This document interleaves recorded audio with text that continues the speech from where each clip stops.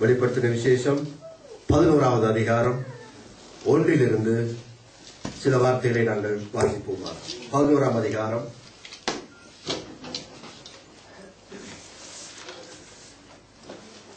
வெளிப்படுத்தின விசேஷம் 11வது அதிகாரம் ரெவலேஷன் சாப்டர் 11ஆம் அதிகாரம் 1 14 வசனங்கள் வரைக்கும் வாசிப்போம். நீண்ட வசனம் வாசியுங்கள், எல்லாரும் எடுத்துக் கொள்ளுங்கள்.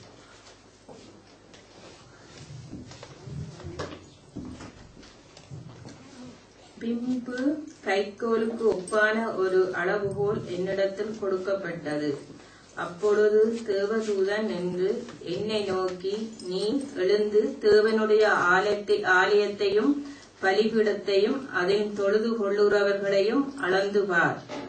ஆலயத்துக்கு புறம்பே இருக்கிற பிரகாரம் புறஜாதிக்காரருக்கு கொடுக்கப்பட்டபடியால் அதை அளவாமல் புறம்பாக்கி போடு. பரிசுத்த நகரத்தை அவர்கள் 42 மாதமளவும் மிதிப்பார்கள். 2 வசனத்தோடு நாங்கள் ஆரம்பமாகி மீதியாக நாங்கள் வாசிப்போம். பின்பு கைகோளுக்கு ஒப்பான ஒரு அளவுகோல் என்னிடத்தில் கொடுக்கப்பட்டது. அப்பொழுது தேவதூதன் நின்று என்னை நோக்கி, நீ எழுந்து தேவனுடைய ஆலயத்தையும் பலிபீடத்தையும் அதில் தொழுது கொள்வர்களையும் அளந்து பார். ஆலயத்துக்கு புறம்பே இருக்கிற பிரகாரம் புறஜாதியாருக்கு கொடுக்கப்பட்டபடியினால் அதை அளவாமல் புறமாக்கி போடு. பரிசுத்த நகரத்தை அவர்கள் 42 மாதமும் விதிப்பார்கள். சென்ற காலங்களெல்லாம் தரிசனத்தை பார்த்துக் கொண்டிருந்த இந்த யோவான் அடிகளுக்கு மறந்திருக்க கூடாது. நீங்கள் படித்திருக்கிறீர்கள். வானத்திலே தரிசனங்கள், பூவிலே நடக்க போற தரிசனங்கள் எல்லாம் தரிசனம் பார்த்து கொண்டிருந்த யோவானுக்கு ஒரு வேலை கொடுக்கப்படுது. இப்பொழுது ஒரு வேலை சொல்லுகிறார் ஆண்டவர். என்னவா? நீ கைகோளுக்கு ஒப்பான ஒரு அளவுகோலை எடுத்து, கைகோளுக்கு அப்பான ஒரு அளவுகோலை எடுத்து இந்த ஆலயத்தை அளந்து பார். அந்த அந்த புறம்பே இருக்கிற பிரகாரம் புறஜாதியில் கொடுக்கப்பட்டபடினால் அதை அளக்க வேண்டாம். எனவே இந்த ஆலயத்தில் சில பகுதிகளை அளந்து பார் என்று ஒரு கட்டளை கொடுக்கிறார். அப்ப எந்த ஆலயத்தை, உங்களுக்கு கேள்வி வருகிறது, எந்த ஆலயத்தை அளக்கும்படியாக இங்கே ஆண்டவர் யோவானுக்கு கட்டளை கொடுக்கிறார் என்பதை நாங்கள் சிந்திக்க வேண்டும். அப்ப இது எந்த ஆலயம்? வரப்போற காரியத்தை, நடக்க போற சம்பவத்தை படித்துக் கொண்டிருக்கிறோம். உலக வரலாற்றிலே நடக்க போற சம்பவம். எந்த ஆலயம்? சிந்தித்து பார்ப்போம். ஒருவேளை ஆண்டவராக இயேசு கிறிஸ்து இருந்த காலத்தில் இருந்த ஆலயமா? இல்லை. ஏன்? காரணம் என்ன? அந்த ஆலயம் கிறிஸ்துவுக்கு பின் 70 ஆண்டுக்கு பிறகு தரை மட்டமாக இடிக்கப்பட்டது. ஒரு கல்லின் மேல் ஒரு கல் இருக்காபடிக்கு அந்த ஆலயம் முற்றாக சேதமாக்கப்பட்டது, இடிக்கப்பட்டது. எப்படி என்றால் ஆண்டவராக இயேசு கிறிஸ்து மத்தேயு சுவிசேஷம், லூக்கா சுவிசேஷத்தில் சொன்னபடி அவர் அந்த தீர்க்க தரிசனம் நிறைவேறிற்று. எப்படி என்றால் அந்த நாட்களிலே தேவாலயம் இருந்தது, யூதர்களுடைய தேவாலயம். வானலாவ, அதாவது மிக பெரிய கோபுரம் மண்டல நல்ல ஒரு மலை குன்றின் மேல் கட்டப்பட்ட தேவாலயம் என்ற படியினால் அது நன்றாக அது தெரியும் பார்க்கிறதுக்கு. உயர ஸ்தானத்தை கட்டப்பட்டது. யூதர்களுக்கு அந்த நாட்களிலே ஒரு பழக்கம் இருந்தது. என்னவென்றால் சொல்லுவார்கள், அதாவது வாழ்க்கையில ஒரு முறையாவது ஒரு யூதன் தேவாலயத்தை பார்க்காவிட்டால், அங்கே போகாவிட்டால் அவன் தான் பிறந்த பயனே அடைய மாட்டான் என்று சொல்லுவார்கள். ஒரு முறையிலும் தேவாலயத்தில் போய் அவன் அங்கே போய் ஒரு சர்வீஸ்ல ஒரு ஆராதனையை கலந்து கொள்வானால் அவன் அந்த ஆலயத்திலே என்ன பிறவி பயனை அடைந்தாயிட்டு சொல்லுவார்கள். எனவே பிறந்த பயனை அடைவான் என்று அப்படியாக அவர்கள் சொல்லிக் கொள்வார்கள். அது மிகவும் அவர்களுக்கு ஒரு மதிப்புள்ள ஒரு மிகப்பெரிய புனித சின்னமாக, ஒரு புனித காரியமாக இருந்தது. உதாரணமாக உங்களுக்கு தெரியும், இந்த நாட்களிலே இஸ்லாம் மதத்தை எடுத்துக்கொண்டால் எந்த ஒரு இஸ்லாம் மதத்தை சேர்ந்த ஒருவனும் அவன் ஒரு நாள் என்ன செய்ய வேண்டும்? மெக்காவுக்கு போக வேண்டும். மெக்காவுக்கு போகாட்டி அவன் பிறப்பதிலே பிரயோசனம் இல்லை. அவன் ஒரு நாளாவது மெக்காவுக்கு போயிட்டு அதுல போய் அந்த கபான்னு சொல்லப்பட்ட அந்த இடத்துல போயிட்டு அவன் தொழுது கொண்டு வருவானால் அது அவனுடைய பிறவி பயனை அடைந்து தீர்ந்தாயிற்றபடி அவர்களுடைய ஒரு புனித ஸ்தலம். அதே போலதான் யூதர்களுக்கு இந்த தேவாலயம் இருந்தது. இதிலே மனதிலே கொண்டுதான் சீடர்கள் என்ன செய்தார்கள், ஆண்டவராக இயேசு கிறிஸ்து ஒலிவமலையில இருந்த பொழுது வந்து ஆண்டவருக்கே சொல்லுகிறார்கள், இதெல்லாம் பாருங்க என்ன மாதிரி என்றெல்லாம் சொன்ன பொழுது, ஆண்டு தேவாலயத்தில் உலாவின பொழுது, இங்க பாருங்க சாலமோன் கட்டின ஆலயத்தை, இந்த தூணை பாருங்க, அதை பாருங்க, இதை பாருங்க என்று சொன்ன உடனே ஆண்டவர் என்ன சொன்னார், இதெல்லாம் நீங்கள் பார்க்கிறீர்களே, இதன் ஒரு கல்லின் மேல் ஒரு கல் இராதபடிக்கு இடிக்கப்பட்டு போகும் காலம் வரும் என்று. அப்பதான் ஒலிவ மலையில வைத்து கேட்கிறார்கள், ஆண்டவரே உங்களுடைய வருகைக்கும் இந்த உலக முடிவுக்கும் அர்த்தம் என்ன என்று, உங்களுடைய வருகைக்கும் உலகத்தின் முடிவுக்கும் உள்ள அர்த்தத்தை சொல்லும் என்று, அடையாளத்தை சொல்லும் என்று. அப்பொழுது ஆண்டு சில அடையாளங்களை சொல்லுகிறார், இங்க வஞ்சிக்கப்படாதபடிக்கு எச்சரிக்கையா இருக்கு, அப்படி இப்படி எல்லாம் சொல்லிக்கொண்டே வருகிறார். அப்படி இருக்கத்தக்கதாக இந்த ஆலயம் வந்து இப்ப அளந்து பார்த்த ஆலயம் வந்து அந்த நாட்களில் இருந்த ஆலயம் அல்ல. காரணம் என்னவென்றால், இயேசு கிறிஸ்து சிலுவையிலே அறையப்பட்டு 70 ஆண்டுகள் கழித்து அந்த ஆலயம் என்ன செய்யப்பட்டது, தரைமட்டமாக்கப்பட்டது. எப்படி என்றால், தீத்துஸ் என்று சொல்லப்பட்ட ஒரு ரோம போர்ச்சவகன் தலைமையிலே இந்த யூதர்களுக்கு விரோதமாக எதிராக ஒரு போராட்டம் நடந்தது. அதாவது அந்த நாட்டிலே மகவேயர் சொல்லப்பட்ட இந்த கெரில்லா குரூப் சொல்லுவார்கள், அதாவது புரட்சிவாதிகள் யூதர்களுக்குள்ளே இருந்தார்கள்.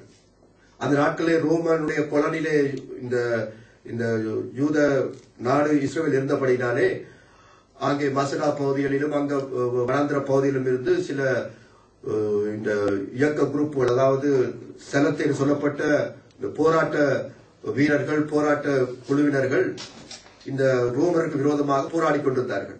அந்த போராட்டம் உச்சகட்டத்துக்கு வந்த கையோடு கூட தான் அவர்கள் என்ன செய்தார்கள், அவர்களுக்கு விரோதமாக யுத்தம் பண்ண ஆரம்பிக்க கலகம் உண்டாயிற்று. கலகம் உண்டாவுடனே ரோம போர்ச்சவர்கள் எல்லாரும், ரோமரில் இருந்து போர்ச்சவர்கள் வந்து தீத்துடைய தலைமையிலே வந்து என்ன நடந்தது, போர் நடந்தது யூதர்களுக்கு விரோதமாக. அப்பொழுது அந்த போர் நடந்த பொழுது யூதருடைய ஆலயத்தை அவர்கள் கோபத்தில் என்ன செய்தார்கள், என்ன இடிக்க வலிக்கிட்டார்கள். அப்பொழுது அவர்கள் என்ன செய்தார்கள், யூதருடைய ஆலயத்தை அது பார்க்கிற அழகை கண்டு இந்த தீத்துஸ் என்று சொல்லப்பட்ட அந்த மனிதன், அந்த தளபதி, அவர் என்ன செய்தார், உடனே சைகை காட்டினார், அந்த ஆலயத்தை ஒன்றும் செய்ய வேண்டாம், மற்றபடி யூதர்களை கொல்லுங்கள், மற்ற வீடுகளை தரைமட்டமாங்கள், அந்த ஆலயத்தை மட்டும் விட்டு வைங்கள், அது நினைவு சின்னமாக எங்களுடைய வெற்றிக்கு அடையாளமாக அதை நாங்கள் ஒரு பிடித்து வைத்திருக்க வேண்டும், அதை ஒன்றும் செய்யாதீர்கள் அவன் சத்தம் போட்டு சொல்ல, அது போர் சண்டை பிடிச்சு கொண்டிருக்கிற மக்களுக்கு எப்படி கேட்டது என்றால், அந்த ஆலயத்தை இடித்து தரைமட்டமாக்குங்கள். உடனே அவர்கள் என்ன செய்தார்கள், நெருப்பு பந்தத்தை தூக்கி எறிந்தார்கள் ஆலயத்துக்குள்ளார். அந்த தேவாலயத்துக்கு நெருப்பு பந்தத்தை தூக்கி எறிய, அந்த தேவாலயம் உள்ளுக்கெல்லாம் சாலமோன் தங்கத்தினால்தான் எல்லாத்தையும் இந்த பலகையின் மேல தங்கம் செய்திருந்தபடினாலும் முழுக்க தங்கம் தான் உள்ளுக்கு, பரிசுஸ்தலம் மகா பரிசுஸ்தலத்துல எல்லாம் தங்கம். எனவே இந்த வெப்பத்துக்கு என்ன செஞ்சது, தங்கம் உருக ஆரம்பிச்சிட்டு, தங்கம் உருகி அப்படியே வெளியில ஓடதை கண்ட உடனே யூதர்கள், அந்த ரோமர்கள் நினைத்தார்கள், பட தளபதிகள் போர்ச்சவர்கள் நினைத்தார்கள், அட தங்கம் உருகி ஓடுற அளவுக்கு அங்க நிறைய தங்கம் இருந்திருக்க வேண்டும் என்று சொல்லி அவர்கள் யானையை பூட்டி என்ன செய்தார்கள், அப்படியே உழுதார்கள். உதாரணமாக இந்திரா காந்தி காலத்திலே உங்களுக்கு தெரியும், பொற்கோவில் அடிச்சார்கள், தெரியுமா உங்களுக்கு, சீக்கியருடைய பொற்கோவில். ஏனென்றால் பொற்கோவிலுக்குள்ள நல்ல பதுக்கள் தங்க நகையெல்லாம் இருக்கிறபடினால, அது மட்டும் ஆயுதங்களும் இருந்தபடினாலும் இந்திரா காந்தி ஓர்டர் கொடுத்தா போய் பொற்கோவில போயிட்டு அடிச்சு உள்ளுக்கு எடுக்க சொல்லி, அந்தபடி நிறைய எடுக்கப்பட்டு, அதை போல இது கீழே அண்டர் கிரவுண்ட்ல நிலத்துக்குள்ள அஸ்திவாரத்துக்குள்ள தங்கங்கள் இருக்கலாம் என்றதுல இவர்கள் யானையை பூட்டி உழுது ஒவ்வொரு கல்ல உடைச்சப்படுது. அங்கு ஒன்றும் இல்லை, மாறாக ஆண்டவர் சொன்ன தீர்க்க தரிசனம், ஒரு கல்லின் மேல் ஒரு கல் இருக்காதபடி பிடிக்கப்பட்டு போகும் காலம் வரும் என்பதை அந்த தீர்க்க தரிசனம் அப்பொழுது நிறைவேறிட்டது. அதுக்கு பின்பாக தேவாலயம் இடிக்கப்பட்டாயிற்று. அங்கு போய் பார்த்த இடத்துல அவர்களுக்கு ஆச்சரியம் உண்டாயிற்று. என்னவென்று சொன்னால், யூதர்களுக்கு, அந்த மன்னிக்க போர்ச்சவர்களுக்கு, ரோம போர்ச்சவர்களுக்கு ஒரு ஆச்சரியம் என்னவென்றால், அந்த மகா பரிசுத்த ஸ்தலத்துல ஒன்றுமே இல்லை, அதாவது வெறும் அறை மட்டும்தான். அவருக்கு ஆச்சரியம், ஒரு சின்ன அறை, ஒரு வெறும் அறை, ஒரு சிலையோ ஒரு சின்ன பொருளோ ஒரு ஒப்ஜெக்டோ ஒன்றும் இல்லாமல் இவர்கள் இத்தனை வருஷ காலமாக தொழுது கொண்டு வந்திருக்கிறார்களே என்று அவர்கள் ஆச்சரியப்பட்டார்களாம். ஏனென்று சொன்னால், இதெல்லாம் வரலாறு நீங்கள் அறிந்து கொள்ள வேண்டும். ஏனென்றால் சாலமோன் கட்டின அந்த இரண்டாவது ஆலயத்திலே, அதாவது இரண்டாவது ஆலயத்திலே இயேசு கிறிஸ்துடைய காலத்திலே அந்த மகா பரிசு ஸ்தலத்திலே என்ன இல்லை என்று சொன்னால், உடன்படிக்கை பெட்டி இல்லை. மோசேயுடைய காலத்தில் இருந்தது, முந்தின காலங்களில் இருந்தது. ஆனால் இயேசு கிறிஸ்துடைய காலத்துல இல்ல. அதுன்னு சொல்ல போனால் இந்த யூதர்கள் பாபிலோன் தேசத்திலிருந்து அப்படியே விடுவித்து வந்த கையோடு கூட ஆலயத்தை கட்டுறார்கள். திரும்பவும் புனரமைத்து ஆலயத்தை கட்டி அவர்கள் திரும்ப வழிபாட்டை தொடங்கும் பொழுது அந்த உடன்படிக்கை பெட்டி இல்லாமல் தான் ஆராதனை நடத்தினார்கள். முதல் தரம் அவர்கள் சிறப்பிடிக்கப்பட்டு போனது உங்களுக்கு தெரியும். எப்பொழுது போனார்கள்? யாருடைய அரசாட்சியில? நேபுகாத்நேச்சார் மன்னனுடைய காலத்திலே அசிரியாவுக்கு சிறப்பிடிக்கப்பட்டு போய் அங்கே எத்தனை வருஷம் இருந்தார்கள்? 70 வருஷம். 70 வருஷத்துக்கு பிறகுதான் எஸ்ரா நெகேமியான தலைமையில மீண்டுமாய் யூதர்கள் புறப்பட்டு போனார்கள். அதுக்கு பிறகு ஆலயத்தை கட்டினார்கள். அந்த ஆலயத்துக்கு பிறகு இந்த பெட்டி இல்லை. அப்ப அந்த பெட்டி எங்கே? உடன்படிக்கை பெட்டி எங்கே? யாருக்கா இன்ஃபர்மேஷன் தெரியுமா? அங்க உடன்படிக்கை பெட்டி எங்க? உடன்படிக்கை பெட்டி எங்கே என்றால் எரேமியாவுடைய காலத்தில் தான் தீர்க்கதரிசனம் சொல்லப்பட்டது. இந்த ஆலயத்தை ஆண்டு அடிக்க போகிறார், நீங்கள் துரத்தி அடிக்க போகிறீர்கள், மனம் திரும்புங்கள், மனம் திரும்புங்கள், மனம் திரும்புங்கள் என்று கண்ணீரின் தீர்க்கதரிசி ஆகிய எரேமியா தீர்க்கதரிசி எவ்வளவோ எச்சரித்துக் கொண்டு வந்தார். ஆனால் அந்த ராஜாக்களோ யாரும் என்ன செய்யவில்லை? மனம் திரும்பவில்லை. அதனால அசீரிய ராஜா வந்தார், நேபுகாத்நேச்சார் தலைமையில வந்து எல்லாவற்றையும் கொண்டு போய்பட்டாச்சு. அப்பொழுது எரேமியா என்ன செய்தார்? இந்த உடன்படிக்கை பெட்டியை கொண்டு போய் அந்த நேபோ என்ற மலை தொடரிலே அதை ஒழித்து வைத்தார். அது எங்க இருக்குன்னு இன்னும் ஒரு ஜனங்களுக்கு தெரியாது. ஆனால் அந்த உடன்படிக்கை பெட்டி ஒரு நாள் வெளியே வரும். ஒரு நாள் அது வெளியே வரும். அது மட்டுமல்லாமல் மோசேயுடைய சரீரம் எப்படி தேவன் அடக்கம் பண்ணப்பட்டு இன்றைக்கு யாராலும் கண்டுபிடிக்கப்பட முடியாம இருக்கிறது, அதே போல இந்த உடன்படிக்கை பெட்டி யாருமே கண்டுபிடிக்க முடியாது. அது ஒரு நாள் வெளியே வரும். வேற என்ன வெளியே வரும்? ஒரு நாள் வெளியே இன்றைக்கு இன்னும் இருக்கு. அரராத் மலையில இருக்கிற நோவாவுடைய கப்பல் இன்னும் இருக்கு. எல்லா இடத்துல ஐஸ் மூடி போய் இருக்கு. உள்ளுக்குள்ள அப்படியே பல அளவு வேதத்துல சொன்னப்பட்ட சகல அளவும் இருக்கு. சட்டையில பிடிச்சிட்டாங்க, எல்லாம் செய்தார்கள். இன்னும் 2 பேர் விஞ்ஞானிகள் அந்த ஆர்கியோலஜிஸ்ட், அதாவது இந்த புதைப்பொருள் ஆராய்ச்சியாளர் போய் அங்க ஆராய்ச்சி செய்த பொழுது இந்த துருக்கி கவர்மெண்ட் உடனே அவர்களை திருப்பி அனுப்பிவிட்டார்கள். காரணம், இவர்கள் ஸ்பை பண்ண வந்திருக்கிறார்கள், அதாவது துப்பறிய வந்திருக்கிறார்கள், எங்களை வேவு பார்க்க வந்திருக்கிறார்கள் என்ற குற்றச்சாட்டிலே அவர்களை பிடித்து அனுப்பிவிட்டார்கள். ஆனாலும் அவர்கள் துண்டு மரத்தை கொண்டு வந்திருக்கிறார்கள். அந்த மரத்தை அவர்கள் அந்த நோவாவுடைய செய்த பேழைய மரத்தை பார்த்த பொழுது அது ஏற்கனவே எத்தனையோ வருஷம் ஆண்டு பழமை என்று நிரூபிக்கப்பட்டிருக்கு. ஆனால் அந்த பேழை இன்னும் வரவில்லை. ஒரு நாள் அந்த பேழை வெளியே வரும். இந்த உடன்படிக்கை பற்றி ஒரு நாளைக்கு வெளியே வரும். ஆண்டுடைய காலத்து அந்த டைமுக்கு அது வெளியே வரும். இன்னொன்று வெளியே வரும். என்ன சொல்லுங்க பார்க்கலாம். இன்னொரு காரியம் வெளியே வரும். டைனோசரஸ் இன்னும் ஒன்று இருக்கு உயிரோடு. இன்றைக்கு எத்தனையோ கோடி வருஷத்தை போட்டுக் கொண்டிருக்கிறார்கள், எத்தனையோ மில்லியன் இயர்ஸ் விஞ்ஞானிகள் போட்டுக் கொண்டிருக்கிறார்கள். அவருடைய முகத்தில் எல்லாத்தையும் ஆண்டு கறி பூசுவார் தான் பாரு இருக்கு. அது இன்னும் அயர்லாந்தில் ஒரு பெரிய ஏரியில இன்னும் அந்த டைனோசரஸ் இடக்கிட வந்துட்டு போகுது. அதே படம் பிடிச்ச பார்த்து ஆச்சரியப்பட்டிருக்கிறார். இவ்வளவு நீளம் உள்ள ஒன்று அப்படியே தலையை காட்டிட்டு போகுது. அயர்லாந்துல இன்னொரு ஏரி, ஆழமான ஏரி. ஆச்சரியப்பட்டு எத்தனை பேர் அதை விட்னஸ் பண்ணியிருக்கிறார்கள் டைனோசரஸ். இன்னைக்கு மனுஷன் மில்லியன் கணக்கு, எத்தனையோ கோடி கணக்கு, ஒரு பள்ளிக்கு ஒரு வாழை குறிச்சு எத்தனையோ கோடி வருஷம் போடுறாங்க. எல்லாத்தையும் கொண்டு நிறுத்துவார். எத்தனையோ ஆண்டவர் முகத்துல கறி பூசி இருக்கிறார். விஞ்ஞானிகளுக்கு சாட்டை அடி போட்டிருக்கிறார். இது இத்தனை ஆண்டுகள் சொல்ல எத்தனையோ கடல்ல அந்த மீன்கள் பிடிபட்டிருக்கு. ஆப்பிரிக்கா கடல்ல எத்தனையோ மீன்கள் பிடிக்கப்பட்டிருக்கு. ஆனா மறைக்கப்பட்டிருக்கு. ஆனா ஒரு நாள் இதெல்லாம் வெளியே வரும். அப்பொழுது தேவனுடைய இன்னும் அதிகமா ஜனங்கள் வேதத்தை விசுவாசிக்கவும் தேவனுடைய நாம் மகிழப்படவும் அது வெளியே வரும்.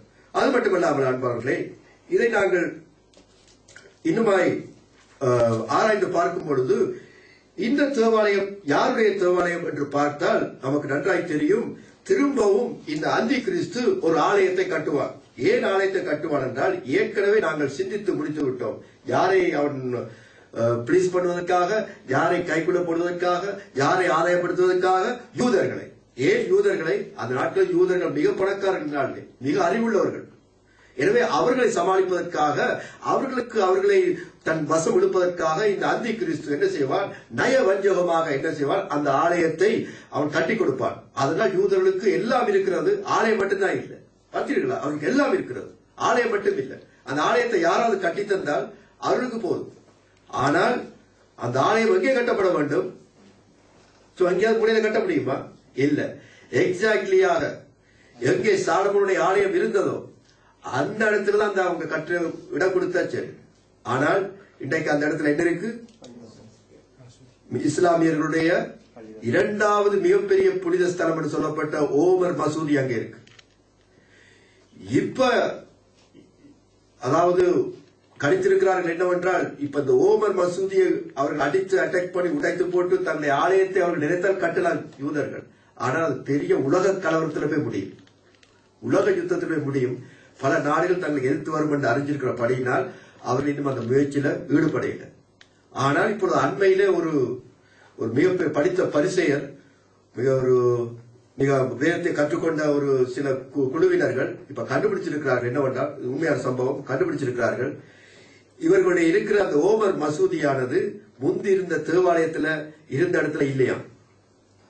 அந்த தேவாலயம் என்னென்ன இருந்த இடம் கொஞ்சம் தள்ளி, ஆனால் அது கிட்டதான். ஆனா தேவாலயம் இருந்த இடத்துல இந்த மசூதி இல்ல.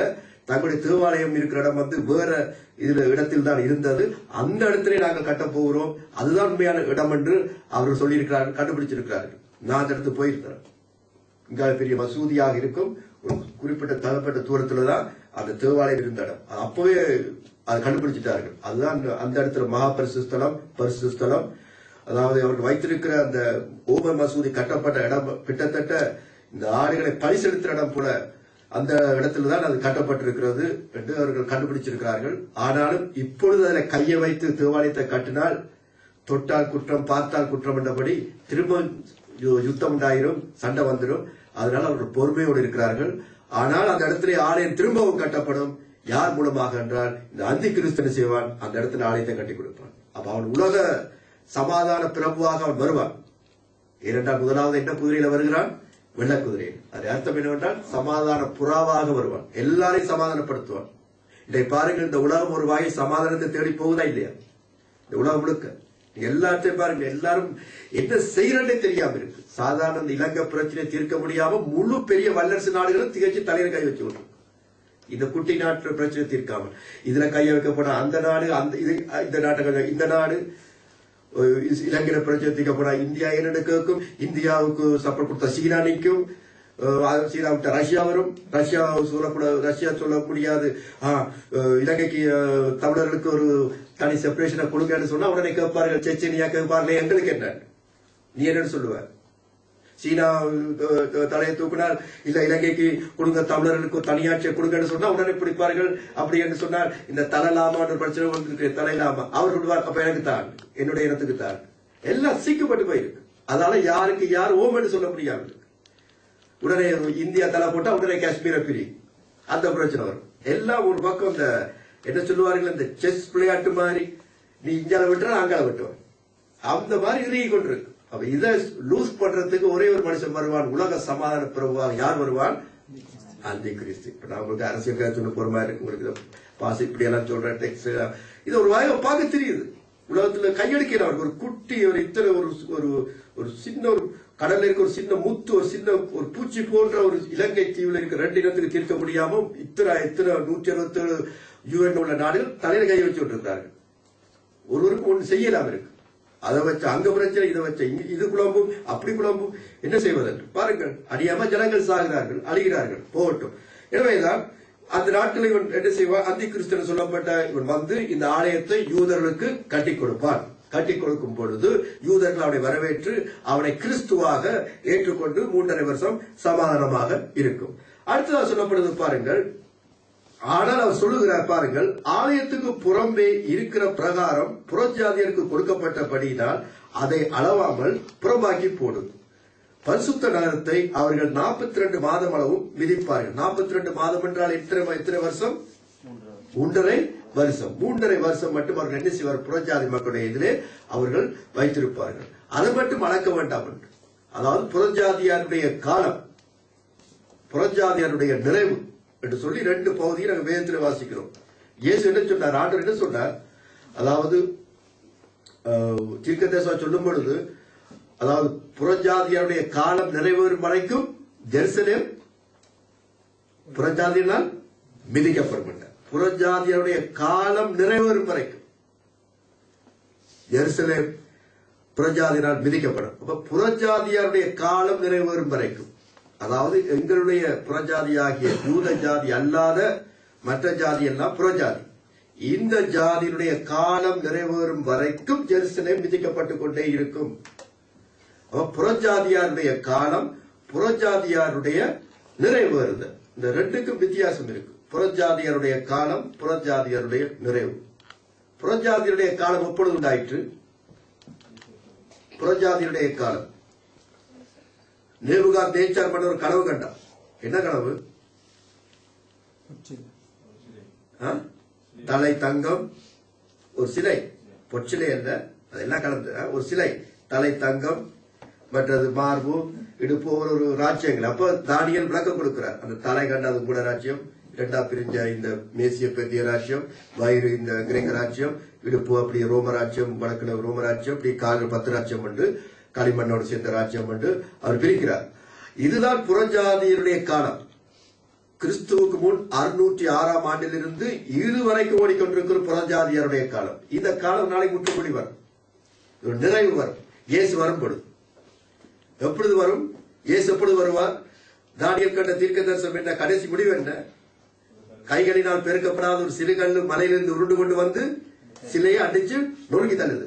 அப்ப அவருடைய வருகையில தான் புறஜாதி எல்லாம் ஸ்டாப், எல்லா காலம் நிப்பாட்டு, எல்லாம் உண்டாக்கி கொண்டு வந்துருவார். அப்ப அது வரைக்கும் இந்த காலம் ஓடிக்கொண்டிருக்கிறது. இதெல்லாம் ஒரு தனி படிப்பு, ஒரு ஸ்பெஷல் படிப்பு. இதெல்லாம் நிறைவு காலம்.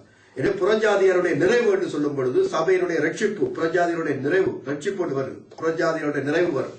அந்த ஃபுல்னஸ், புறஜாதியருடைய நிறைவு வந்த கையோடு கூட ஸ்டாப், யூதர்களுக்கு ரட்சிப்பு போகும். இவர்களுடைய நிறைவு வந்தோட யூதர்களுக்கு ரட்சிப்பு போகும். இப்ப நிறைவு வந்து கொண்டிருக்கிறது, யூதருடைய ரட்சிப்பும் வரப்போகிறது.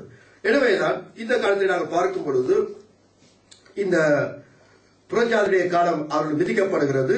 எனவே அவர்கள் கொடுக்கப்பட்டிருக்கிறது. அதை நீ அளக்க வேண்டாம். அவர்கள் 3.5 வருஷம் அவர்களுடைய டைம் கொடுக்கப்படுகிறது. 3.5 வருஷத்துக்கு பிறகு இந்த உபத்திரவ காலம், மகா உபத்திரவ காலத்திலே அவர்கள் மீண்டுமாக அந்த காலங்கள், அந்த ஆட்சி முறைகள், உபத்திரவங்கள் இவெல்லாம் மாறிக்கொண்டு போவதை நாங்கள் படித்துக் கொண்டே வந்தோம். தொடர்ந்து வாசிப்போம் 3ஆம் வசனத்திலிருந்து. என்னுடைய 2 சாட்சிகளும் 2 வஸ்திரம் உடுத்திக் கொண்டிருக்கிறவர்களாய், இரட்டை வஸ்திரங்கள் உடுத்திக் கொண்டிருக்கிறவர்களாய் 1210 நாளளவும் தீர்க்க தரிசனம் சொல்லும்படி அவர்களுக்கு அதிகாரம் கொடுப்பேன். பூலோகத்தில் ஆண்டவருக்கு முன்பாக நிற்கிற 2 ஒலிவ மரங்களும் 2 விளக்கு தண்டுகளும் இவர்களே. ஒருவன் அவர்களை சேதப்படுத்த மனதாயிருந்தால் அவர்களுடைய வாயிலிருந்து அக்கினி புறப்பட்டு அவர்களுடைய சத்துருக்களை பட்சிக்கும். அவர்களை சேதப்படுத்த மனதாயிருக்கிறவன் எவனோ அவன் அப்படியே கொல்லப்பட வேண்டும்.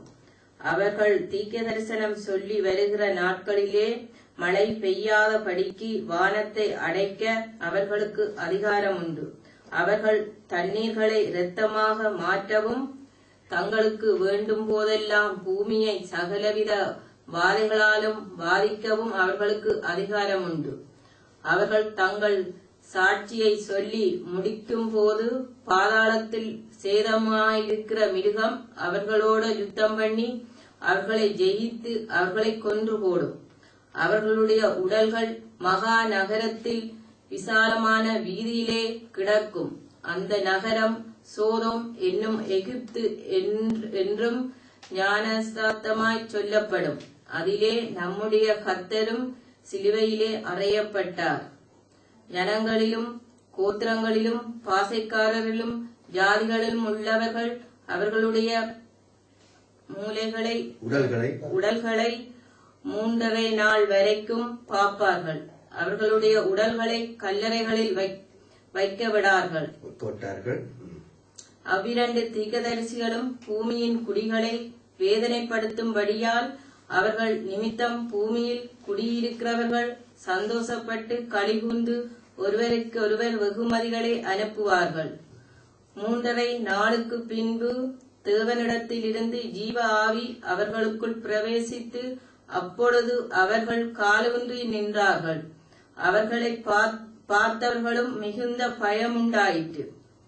இங்கே ஏறி வாருங்கள் என்று வானத்திலிருந்து தங்களுக்கு உண்டான பெரிய சத்தத்தை அவர்கள் கேட்டு மேகத்தில் ஏறி வானத்துக்கு போனார்கள். அவர்களுடைய சத்துருக்கள் அவர்களை பார்த்தார்கள்.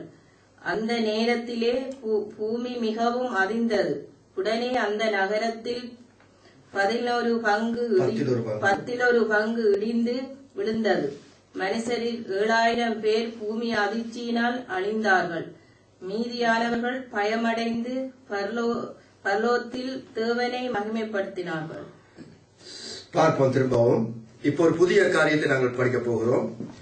2 சாட்சிகள் நடக்க போற 2 சாட்சிகளை கர்த்தர் அங்கே அனுப்புவார்.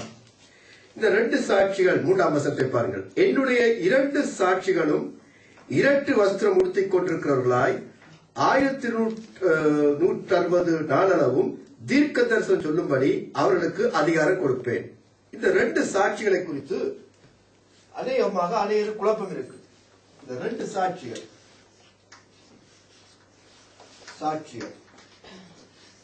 நான் ஏற்கனவே சொன்னது போல் இந்த வெளிப்படுத்தின விசேஷத்திலே பல மக்கள் பல அபிப்பிராய கருத்துக்களை புத்தகங்களை எழுதியிருக்கிறார்கள்.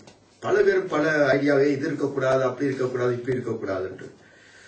ஆனாலும் நாங்கள் தீர ஆராய்ந்து இப்படி இருக்கலாம் என்று நாம் நினைக்கிறோமே ஒழிய அநேக பேர் அதாவது இதுதான் இப்படித்தான் என்று சொல்லும் பொழுது சரியான ஆதாரத்தோட காட்டினால் ஏற்றுக்கொள்ளலாம். இல்லாவிட்டால் சொல்வதை நீங்கள் படிப்பதுதான் புத்திசாலித்தனம்.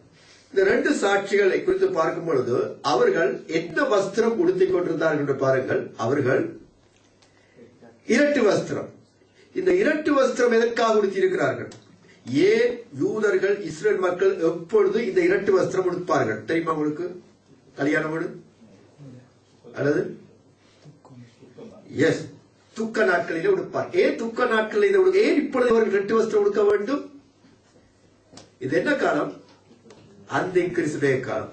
ஒரு பொய்யான ஒரு அந்தி கிறிஸ்துவை, ஒரு பொய்யான ஒரு மனிதனை இப்பொழுது தன்னுடைய ஜனம் என்ன செய்திருக்கிறார்கள்? ஏற்றுக்கொண்டு அவனை போய் விழுந்து வணங்கி அவனை கிறிஸ்துவாக ஏற்றுக்கொண்டிருக்கும் பொழுது கடவுளுக்கு என்ன உண்டாகிறது? துக்கம். ஆண்டவர் துக்கம். என்ற சொந்த ஜனம் ஒரு போலி கிறிஸ்துவை ஏற்றுக்கொண்டு நடிச்சு கொண்டு ஒரு பிசாசு போய் வணங்குகிறார்களே, அந்த பிசாசு போய் கிறிஸ்துவ சொல்லுகிறார்களே என்று சொல்லும் பொழுது கடவுளுக்கு எவ்வளவு துக்கம் உண்டாகும். எனவே தீர்க்கதரிசிகளுக்கு என்ன உண்டாகிறது? அதன் அடையாளம் அவர்கள் ரெட்டுடுத்தி என்ன செய்கிறார்கள்? ஆண்டவராக இயேசு கிறிஸ்து தான் கிறிஸ்து, இந்த அந்தி கிறிஸ்து ஒரு பொய்யான கள்ள தீர்க்கதரிசி, இது பொய்யான ஒரு கிறிஸ்து, இது பிசாசு, இதை நீங்க வணங்கக்கூடாது, இவனை ஏற்றுக்கொள்ளக்கூடாது, இவனை நீங்க விசுவாசிக்க கூடாதுன்னு இவர்கள் பிரசங்கம் பண்ணுவார்கள். அப்ப இவர்களை குறித்து என்ன சொல்லப்படுகிறது என்றால் இவர்கள் இரட்டு வஸ்திரம் உடுத்தி இருக்கிறார்கள். 2 தீர்க்கதரிசி. இரண்டாவது, அவர்கள் எவ்வளவு காலம் தீர்க்க தரிசனம் சொல்லும்படி அவர்களுக்கு அதிகாரம் கொடுக்கப்பட்டது? பிரசங்கம் பண்ணும்படி 1260. எத்தனை மாசம்? 3.5 வருஷம் வருது. 3.5 வருஷம். பாருங்க, 7 வருஷம் அந்த உபத்திரத்துக்குள்ள அந்த முதல் பாதியில இவர்கள் 3.5 வருஷம் அந்த பிரசங்கம் பண்ணுகிறார்கள். அது மட்டுமல்லாமல் இவர்களை குறித்து வேறு என்ன சொல்லப்படுகிறது? இவர்கள் பூலோகத்தின் ஆண்டவருக்கு முன்பாக நிற்கிற 2 ஒலிவ மரங்கள், 2 விளக்கு தண்டுகள் என்று அவர்களை குறித்து சொல்லப்படுகிறது. 5ஆம் வசனத்திலே யாராவது அவர்களை அட்டாக் பண்ண போனால், சேதப்படுத்த போனால், அவர்களுடைய வாயிலிருந்து அக்கினி புறப்பட்டு அவருடைய சத்துருக்களை பட்சிக்கும். அந்த அதிகாரம் எவராவது அவர்களை கைய வச்சா அவருடைய வாயிலிருந்து அக்கினி புறப்பட்டு அழிச்சு போட்டுரும். யாராவது சேதப்படுத்தாதாவது இருந்தால் அவங்க செத்து போயிடுவாங்க, அவங்க தாக்க முடியாது. 6ஆம் வசனத்தில் அவர்கள் தீர்க்க தரிசனம் சொல்லி வருகிற நாட்களிலே, இயேசு கிறிஸ்துவை குறித்து பிரசங்கம் பண்ற நாட்களிலே மழை பெய்யாதபடிக்கு வானத்தை அடைக்க அவர்களுக்கு என்ன உண்டாயிருக்குது? அதிகாரம் கொடுத்தார். அது மட்டுமல்ல, அவர்கள் தண்ணீர்களை இரத்தமாக மாற்றவும், தங்களுக்கு வேண்டும் போதெல்லாம் பூமியை சகல பாதையெல்லாம் பாதிக்கவும் அவருக்கு அதிகாரம் கொடுத்தார். 7ஆம் வசனத்தில் பாருங்க, பிறகு அந்த பாதாளத்திலிருந்து ஏறுகிற மிருகம் என்ன செய்யும்? அவர்களோட யுத்தம் பண்ணி கொன்று போட்டுருமா. அப்ப அவர்கள் என்ன செய்வார்கள்? 3 நாட்கள், அதாவது அவர்கள் இயேசு கிறிஸ்து சிலுவையிலே அறையப்பட்ட அந்த அவர் கொண்டு செல்லப்பட்ட வீதியிலே, ஆண்டவராய் இயேசு கிறிஸ்துவை பாடுபட்ட அந்த வீதியிலே அவர்கள் என்ன செய்வார்கள்? அப்படியே செத்து கிடப்பார்கள். இது எல்லா கோத்திர ஜனங்களும் எல்லா மக்களும் அந்த உடலை கல்லறையில் வைக்க ஒட்டாமல் அதை 3 நாட்கள் அதை பார்ப்பார்கள். அப்படியே இல்லை பார்ப்பார்களே. சரி, 3.5 நாட்கள் பார்ப்பார்கள். அது 3.5 நாட்களுக்கு பிறகு கர்த்தரிடத்திலிருந்து தேவ ஆவி, அதாவது ஜீவ ஆவி அவர்களுக்குள்ளே வந்து அவர்கள் உயிரோடு எழும்பி அவர்கள் அப்படியாக பரலோகத்துக்கு ஏறி போகிறார்கள். இதை எல்லாரும் பார்த்த கையோடு கூட பயம் உண்டாயிற்று, பெரிய அழிவு உண்டாகிறது. அதே சமயம் ஒரு கூட்ட ஜனங்கள் தேவனை மையப்படுத்தினார்கள் என்ற பகுதியை நீங்க வாசிச்சீங்க. அப்ப இந்த ரெண்டு சாட்சிகள் யார், இந்த ரெண்டு மக்கள் யார் என்றது கேள்வி நமக்கு வருது. இதெல்லாம் நடக்க போற சம்பவம், வரப்போறாங்க ஆக்கள் யார் என்று நாங்க பார்க்கும் பொழுது இதை குறித்து பல தர்க்கங்கள் இருக்கு. சில பேர் சொல்லுவார்கள், முதலாவது பாயிண்ட் வேற யாரும் இல்ல, இது நியாய பிரமாணமும். ரெண்டு சாட்சி, நியாய பிரமாணமும்.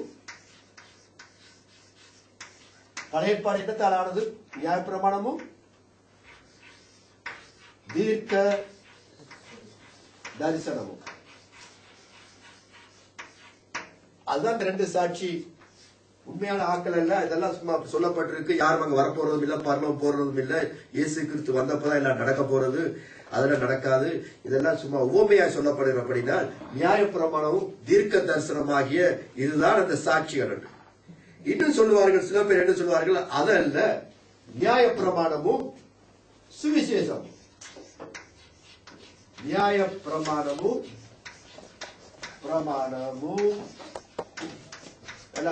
சுவிசேஷமும். சுவிசேஷம் என்றால் என்ன? புதிய ஏற்பாடு, ஆண்டவர் இயேசு கிறிஸ்துவை குறித்துள்ள இது. இரண்டாவது. மூன்றாவது சில அவர்கள் எடுக்கிற வசனம் என்ன என்று சொன்னால், எடுக்கிற வசனம் என்னென்றால், உதாரணமாக 119 சங்கீதத்தில் என்ன வாசிக்கிறீர்கள்? உம்முடைய சாட்சிகள் எனக்கு வெளிச்சமா இருக்கு, உம்முடைய வசனம் எனக்கு சாட்சியா இருக்கு. அப்ப வசனத்தை குறித்துதான் சாட்சியம் சொல்லப்பட்டிருக்கு. அப்ப நியாயப்பிரமாணம் தீர்க்க தரிசனமும் நியாயப்பிரமாணம் சுவிசேஷம் எதுவாக இருந்தாலும் கர்த்தருடைய வசனம் தான் அந்த சாட்சிகள். எனவே உண்மையாக அந்த மக்கள் அங்கே வரமாட்டார்கள் என்று சொல்லுகிறார்கள். இன்னும் சில பேர் சொல்லுகிறார்கள், அப்படி அல்ல, மூன்றாவது அது பழைய ஏற்பாடு, அதாவது ஓடி, அதாவது என்னவென்றால் Old Testament and New Testament. இதுதான் அந்த ரெண்டு சாட்சிகள். பழைய ஏற்பாடு, புதிய ஏற்பாடு, அதாவது இந்த பைபிள் ரெண்டு பக்கத்தாலே. நியாயப்பிரமாணம் அல்ல, சங்கீதங்கள் நீதிமொழிகள் எல்லாம் சேர்த்து ஆதியாகத்திலிருந்து மல்கியா வரைக்கும், பிறகு மத்தேயிலிருந்து வெளிப்படுத்த மணிக்கும் இந்த இது மத்தேயிலிருந்து தீத்து நிருபம் வரைக்கும், அப்ப இவை எல்லாமே யூதா நிருபம் வரைக்கும் இவைகள் தான் அந்த சாட்சிகள் என்று, இந்த ரெண்டு சாட்சிகள் என்றும் சில பேர் ஆகிய பண்ணக்கூடியவர்களாக இருக்கிறார்கள். உங்களுக்கு ஏதாவது ஐடியா இருக்கா?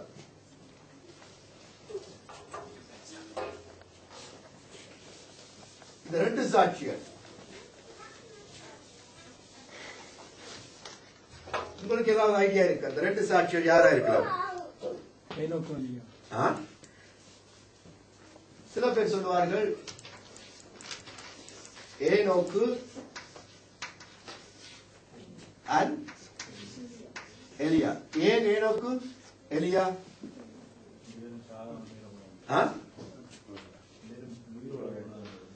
சொல்லுங்க. ரெண்டு பேரும் உயிரோடு எடுத்துக் கொள்ளப்பட்டாங்க. ஏனோக்கு உயிரோடு எடுத்துக் கொள்ளப்பட்டார் சாகையில, எலியா உயிரோடு எடுத்துக் கொள்ளப்பட்டார். எனவே அவர் திரும்பி வந்து செத்து போகணும். அதே போல ஏனோக்கும் வந்து செத்து போகணும். அப்படி சில பேர் சொல்லுகிறார்கள். அப்படியும் ஒரு சிலருடைய கருத்தில் உண்டு. சிலர் சொல்லுகிறார்கள் அது அப்படி அல்ல. யாரு? யோவான். எந்த யோவான்? யோவான் ஸ்நானன். சரி, அவரும் சரி, யோவான் ஸ்நானன். இது அங்க யார் எடுத்தது தெரியாது, பரவாயில்ல, யார் யார் இங்க போட்டு வைக்கலாம். இன்னொரு பகுதி சொல்லுகிறார்கள் வேற யாரும் அல்ல, இது வந்து மோசேயும் எலியாவும். டிஃபெண்ட் பண்ணோம், இது எது சரி என்று எடுத்துக்கொள்ளும். ஆகும் ஏனோக்கும் எலியாவும் வருமா வராதான். இந்த ஏனோக்கு எலியா சொல்றதுக்கு காரணம் ஒரே ஒரு காரணம், நீங்க சொல்றதுக்கு ஒரே ஒரு காரணம், மனிதன் ஒரே தரம் பிறப்பதும் ஒரே தரம் மரிப்பதும் ஒரே தரம் நியாய தீர்ப்படைவதும் அவனுக்கு விதிக்கப்பட்டிருக்கு. அதனால இந்த ஏனோக்கு சாகையில எலியா சாகாதவர்கள், எனவே இவர்கள் வந்து கட்டாயம் இறந்துதான் மரணம் அடைந்துதான் திரும்ப போக வேண்டும். எனவே இதுக்கு ஏனோக்கு எலியான்று அந்த ஒரு பாயிண்ட் தான் சொல்லுவார்கள். சில பேர் சொல்லுவார்கள் அது முடியாத காரணம் என்னென்றால் அதை நாங்கள் எதிர்த்து கலைக்கலாம். ஏனென்றால் ஒரே தரம் மறிப்பதும் ஒரே தரம் நியாய தீர்ப்படைவதும் ஒரே தரம் பிறப்பதும் அது மனிதனுக்கு விதிக்கப்பட்டிருக்க உண்மைதான். ஆனால் இப்படி இருக்கிறது, ஒரே தரம் பிறப்பதும் ஒரே தரம் நியாய தீர்ப்படைவதும் அது நிச்சயம். ஆனால் ஒரே தரம் மறிப்பது என்பது நிச்சயம் அல்ல. ஒரே தரம் மறிக்கிறது. காரணம் என்னவென்று சொன்னால், ஆண்டவராய் இயேசு கிறிஸ்துடைய காலத்திலே, நல்லா கொஞ்சம் இயேசு கிறிஸ்துவ காலத்திலே பலரும் 2 முறை மறிச்சிருக்கிறார். ஞாபகம் இருக்கா? யாரு? லாசரஸ் ஒருக்கா செத்து உயிரோடு எழுப்பப்பட்டிருக்கிறார். 2வது யவீரு மகள் மறித்து உயிரோடு எழுப்பப்பட்டிருக்கிறார். 3வது நாயினூர் விதவையுடைய மகன் மறித்து உயிரோடு எழுப்பப்பட்டிருக்கிறார். இன்னும் பழைய ஏற்பாட்டில் நடந்திருக்கா இப்படி? எலிசா சூனேமியாவுடைய மகனை பிள்ளையை உயிரோடு எழுப்பினார். எலியாவா எலிசாவா? எலியா. எலிசா ஒரு இடத்துல எழுப்பி இருக்கிறார், தீர்க்கதரிசி எழுப்பி இருக்கிறார்கள். எனவே ஒரே தரம் மறிக்கிறது இதுக்கு செல்லுபடியா? ஏதோ மறிச்சு எழுப்பிட்டாங்க 2 பேர், 2வது தரம் மறிச்சிருக்கிறாங்க, செகண்ட் டைம் இறந்திருக்கிறார்கள். எனவே அந்த ரூல்ஸ் இங்க அப்ளை பண்ணா இது உங்களுக்கு சரி வராது, இது கேன்சல் பண்ணப்படும் முடியாது. இப்ப மோசையும் எலியாவும் ஏன் அது நமக்கு சரி வரும் என்று பார்க்க போனால் அதை சிந்தித்து பார்ப்போம். இப்ப யோவான் ஸ்நானம் மறித்தாச்சு, அடக்கம் பண்ணப்பட்டு எல்லாம் முடியாது. இப்ப மோசையும் எலியாவும் என்றதுக்கு பாயிண்ட்ஸ் பார்க்கணும். இப்ப ஏனோக்கு இந்த பூமியில இருந்த பொழுது எத்தனையோ வருஷத்துக்கு வாழ்ந்த ஒரு தீர்க்கதரிசி. அவர் இந்த பூமியில வாழ்ந்த பொழுது எப்படி வாழ்ந்தார்? என்னென்ன செய்தார்? என்னென்ன செய்தார் சொல்லுங்க பார்ப்போம். ஏனோக்குன்னு சொல்றீர்கள், என்ன செய்தார்? பூமியில என்ன செய்தார்? என்ன செய்தார்? குறிப்பிட்டு சொல்லக்கூடியவர்களுக்கு என்ன செய்தார்? தேவனோடு உலாவினார் என்று வாசிப்பீர்கள். அவருக்கு குடும்பங்கள் இருந்துச்சு, அவ்வளவுதான். 2 வருஷத்தோடு முடியுது. எலியா என்ன செய்தார் சொல்லுங்க. பூமியில எலியா என்ன செய்தார்? எலியா என்ன செய்தார் பிள்ளைகளா? என்ன செய்தார்? என்ன? ஐயோ, ஆகாப் ராஜாவுடைய காலத்தில் என்ன செய்தார்? ஒரு திறப்பு வச்சிருந்தார், வானத்தை பூட்டி திறக்கிறது. என்ன செய்தார்? ஆகாப் ராஜா சொன்னார், 3 வருஷமா என்ன வராது, மழை பெய்யாது. கர்த்தர் முன்பாக நிற்கிறனால் சொல்றார், இனி மழை பெய்யாது, பனி மழை பெய்யாது. அது மட்டுமல்ல, எலியா வேற என்ன செய்தார்? வானத்திலிருந்து அக்கினி இறக்கப்பட்டார்.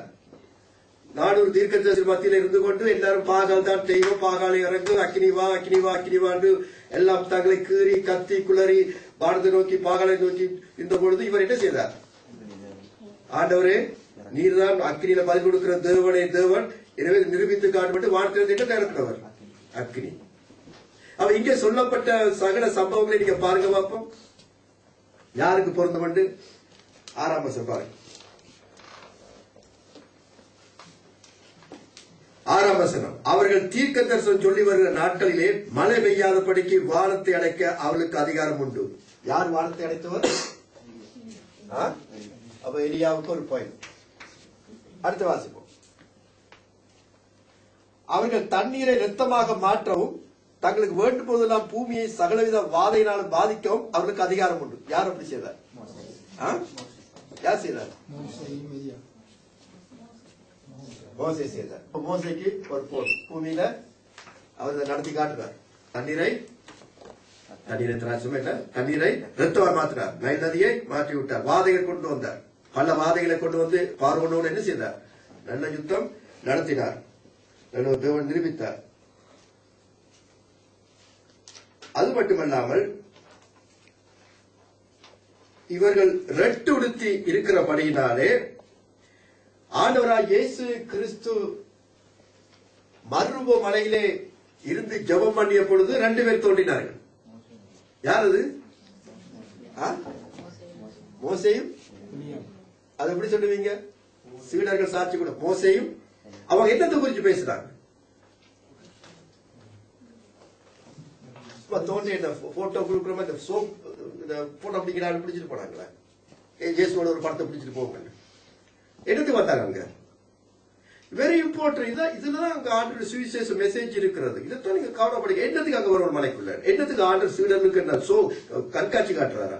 இந்த பார் என்ன மாதிரி நான் யாருன்னு காட்டுறாரு. அவங்க வந்து சில கதைக்கிறாங்க இயேசுவோட. என்னத்தை கதைச்சாங்க? வீட்டை வாசிச்சு பாருங்க. அவர்கள் இயேசு கிறிஸ்துடைய பாடுகளையும் மரணத்தையும் உயிர்த்தலையும் குறித்து இயேசுவோடு சம்பாதித்தார்கள், கதைச்சார்கள். இயேசுக்கு தீர்க்கதரிசனத்தில் சொல்லப்பட்ட எல்லாத்தையும் நடக்க போறது என்று அவர்களோடு பேசினார்கள். மிக முக்கியம். எனவே அவர்களோடு மறுரூப மலையிலே இவர்கள் 2 பேரும் வந்தார்கள். எனவே இன்னொரு பாயிண்ட் போடுவதற்கு 2 பாயிண்ட், இன்னொரு பாயிண்ட், 2வது பாயிண்ட்.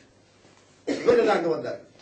ஏனப்போ வரையில் இவர்கள் தான் அந்த பாடுகள் மரணத்தை குறித்து பேசிக் கொண்டிருக்கிறார்கள். அது மட்டுமல்லாமல் இந்த ஆண்டவராக இயேசு கிறிஸ்து பரலோகத்துக்கு எடுத்துக் கொள்ளப்பட்டாரா இல்லையா? எப்ப? 40 காட்சி கொடுத்து. நேற்றைய நாள் என்ன நாள்? நேற்றைய நாள் பரலோகத்துக்கு எடுத்துக்கொள்ளப்பட்ட நாள். என்ன தெரியுமா? டச்சில் ஹியூமன் ஃபாஸ்ட் டாக்கா? சரி, அப்ப பரலோகத்துக்கு எடுத்துக்கொள்ளப்பட்ட நாள். அப்பொழுது அவர் பரலோகத்துக்கு எடுத்துக்கொள்ளப்பட்ட பொழுது அங்கே 2 பேர் அங்கே வருகிறார்கள். இல்லையா? வந்து என்ன சொல்லுகிறார்கள்? நீங்களே கைலேராய மனுஷரே, நீங்களே வானத்தை அண்ணாந்து பார்த்து கொண்டிருக்கிறீர்கள். இப்படி வானத்தை எடுத்துக்கொள்ளப்பட்ட இயேசு எப்படி உங்களுடைய கண்களுக்கு முன்பாக மறைவாக எடுத்துக் கொள்ளப்பட்டாரோ அப்படியே உங்களுடைய கண்களுக்கு முன்பாக வருவார். அந்த 2 பேரும் யாரு? வாசிங்க, அந்த சம்பவத்தை எடுத்து வாசிங்க. நல்லதா போச்சு அந்த சம்பவத்தை வாசிக்கிறது. நேற்று பருவத்தை எடுத்துக் கொள்ளப்பட்ட நாள். எத்தனாம் அதிகாரம்? அப்போஸ்தலர் நடவடிக்கைகள் 1ஆம் அதிகாரம். பாருங்க, அந்த வசனத்தை எடுத்து வாசிங்க. உங்களுக்கு தெரியும் தானே?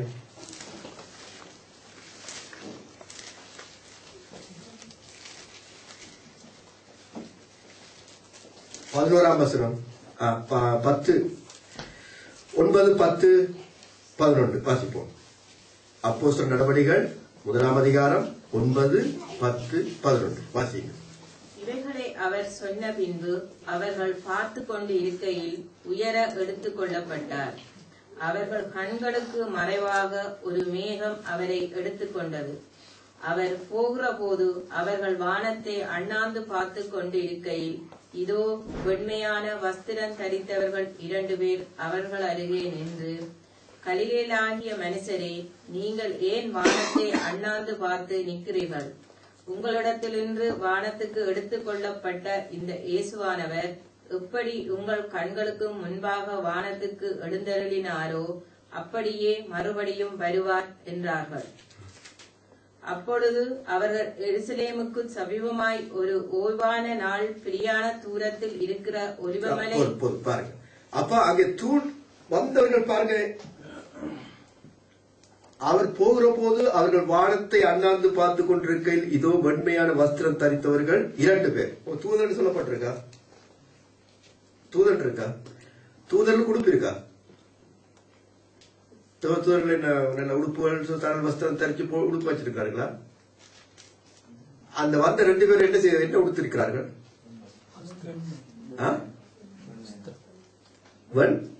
வஸ்திரம், டிரஸ், வெண்வஸ்திரம் தரித்திருக்கிறார்கள். ரெட் உடுத்தி இருக்கிறார்கள். வெளிப்படுத்துற விசேஷத்திலே ரெட் உடுத்தி இருக்கிறார், உடுப்பு உடுத்தி இருக்கிறார்கள். வெண் வஸ்திரம் தரித்திருக்கிறார்கள். இதுல தேவ தூதர்கள் அல்ல. இதுல வந்தது இந்த 2 பேர்ல 2 கூட்ட மக்கள். இன்னும் ஆண்டவராய் இயேசு கிறிஸ்து உயிர்த்தெழுந்த பிறகு அந்த கல்லறையில 2 பேர் இருக்காங்க. லூகாஸ் விசேஷத்தை எடுத்துப்பார். லூகாஸ் விசேஷம் 23ஆம் அதிகாரம் 24ஆம் அதிகாரம்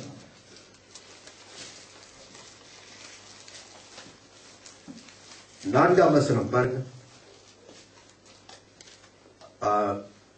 2, 3, 4 வாசிங்க. கல்லறை அடைத்திருந்த கல்லை புரட்டி தள்ளப்பட்டிருக்கிறதை கண்டு உள்ளே பிரவேசித்து கர்த்தராகிய இயேசு கிறிஸ்துவின் சரீரத்தை காணாமல் அதை குறித்து மிகுந்த கலக்கமடைந்திருக்கையில் பிரகாசமுள்ள வஸ்திரம் தரித்த 2 பேர் அவர்கள் அருகே நின்றார்கள். யாரு? பிரகாசமுள்ள உடுப்பு போட்டுக்காங்க. தேவதூதர்களுக்கு உடுப்பு வச்சிருக்காங்க. உடுப்பு என்ன உடுப்பு வச்சிருக்காங்க? தேவதூதர்கள் மனிதர்கள் தான் வஸ்திரம். தேவத்தர்களுக்கு வஸ்திரம் அல்ல. இங்க வஸ்திரம் தரித்தவர்கள் 2 பேர் வந்திருக்கிறாங்க. இயேசு கிறிஸ்துடைய மரணத்துக்கு முதல் மருவமலையிலே 2 மனிதர்கள் தோன்றினார்கள். பாடுகள் மரண உயிர்த்தலை குறித்து இயேசுவோடு சம்பாதித்தார்கள். இப்ப இந்த உயிர்த்தல் செய்தியை கொண்டு வருகிறார்கள் 2 பேர்.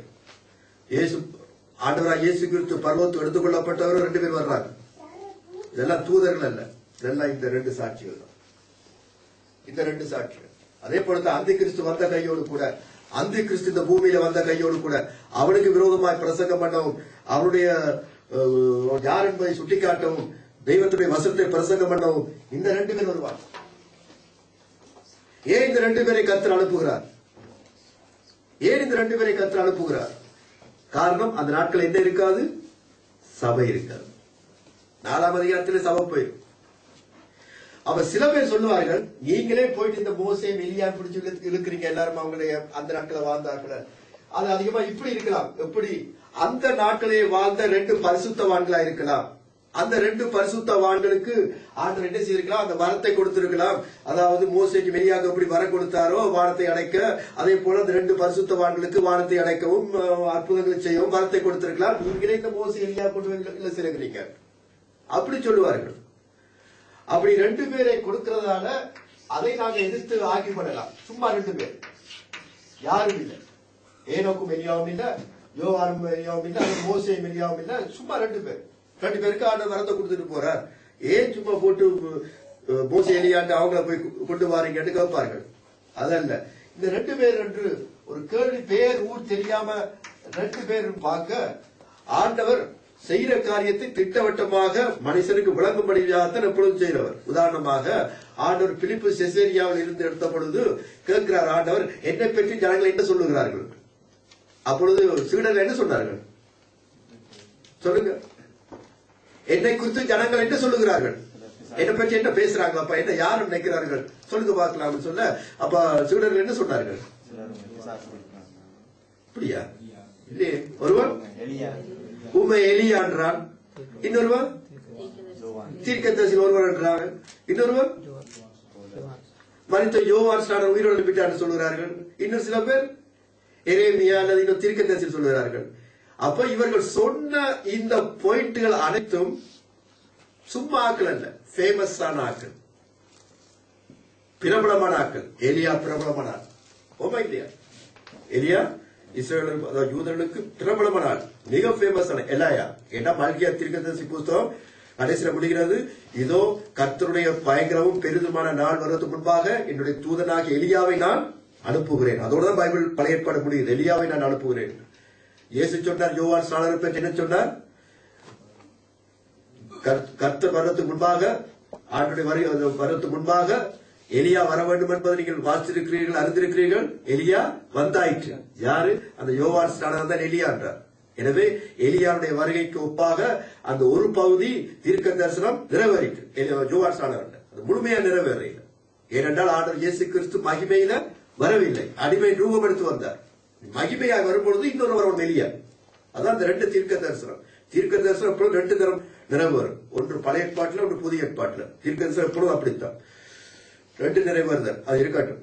அப்ப அவர்கள் சொல்லும் பொழுது நீர் எரேமியா, நீர் எலியா, நீர் யோவான் ஸ்நானன் அப்படி இப்படி என்று பிரபலமான ஆக்களை பேரை சொன்னாங்களே ஒழிய, எத்தனையோ வருஷத்துக்கு முன்பாக வாழ்ந்த ஒரு 1500 வருஷத்துக்கு முன்பாக, மோசைக்கு முன்பாக வாழ்ந்த 1500 வருடங்கள் முன்பாய், மோசைக்கு முன்பாக 1500 வருடங்கள் முன்பாக வாழ்ந்த ஏனோக்கை பற்றி யாரும் ஒரு பேரையும் சொல்லேன்.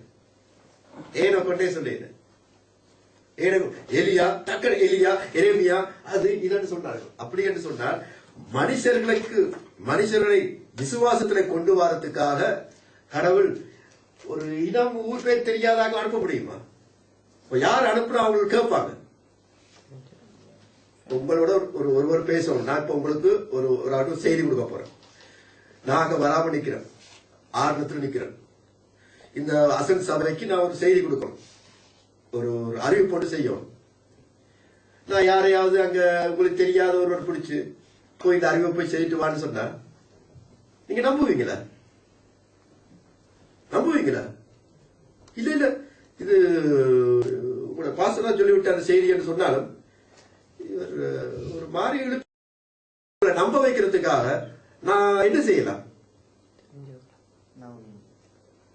நம்ப வைக்கிறதுக்காக உங்களுக்கு நல்ல அறிமுகமான ஆள, உங்களோட இருக்கிறவரால, எனக்கு தெரிஞ்சால நீ போய் இந்த அறிவு சொன்னா போராட்டா சரி சொன்ன. அதான் புத்திசாலித்தனம். அதான் உண்மையான ஒரு அறிவு. சும்மா அங்கேயால பிடிச்சு அனுப்புறதில்ல, ஊர் பேர் தெரியாத அனுப்புறதில்ல. எனவேதான் இந்த மனுஷர்களுக்கு யூதர்கள் அந்த நாட்களிலே உபத்திரவ காலத்திலே அந்த கிறிஸ்துவ காலத்தில் இருக்கிற மக்களுக்கு இயேசுதான் கிறிஸ்து என்று வெளிப்படுத்துறதுக்காக, தேவனுடைய வசத்தை வெளிப்படுத்துறதுக்காக யாரை அனுப்புறா நல்லவென்றால் யூதர்களிடத்தில் இருக்கிற பிரபலமான மக்களை அனுப்புறதுதான் புத்திசாலித்தனம். அந்த பிரபலமானாக்கள் யாரு? ஒன்று மோசே, இரண்டாவது எலியா. அது யூதர்களுக்கு எப்பொழுதும் மனதில் இருக்கிறது. மோசே நியாயப்பிரமாணம், மோசே நியாயப்பிரமாணம், மோசே நியாயப்பிரமாணம் என்று அவர்கள் எப்பொழுதும் மோசே மோசே மோசே இருப்பார்கள்.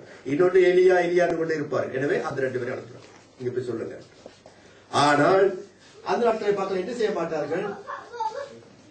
மோசே எலியாருடைய இதுகளை கேட்க மாட்டார்கள். ஏனென்றால் அவர்களை குறித்து சொல்லப்படுகிறது பாருங்கள். அவர்கள் 2 ஒலிவ மரங்களும் அதே சமயம் அந்த விளக்கு தண்டு சொல்லப்படுகிறது. 11ஆம் அதிகாரத்தை எடுத்துக்கொள்ளுங்கள். அவர்களை குறித்து அவர்களுக்கு சொல்லப்படுகிறது. இந்த 5ஆம் வசனம், 4ஆம் வசனத்திலே பூலோகத்தின் ஆண்டவருக்கு முன்பாக நிற்கிற 2 ஒலிவ மரங்களும் 2 விளக்கு தண்டுகளும்.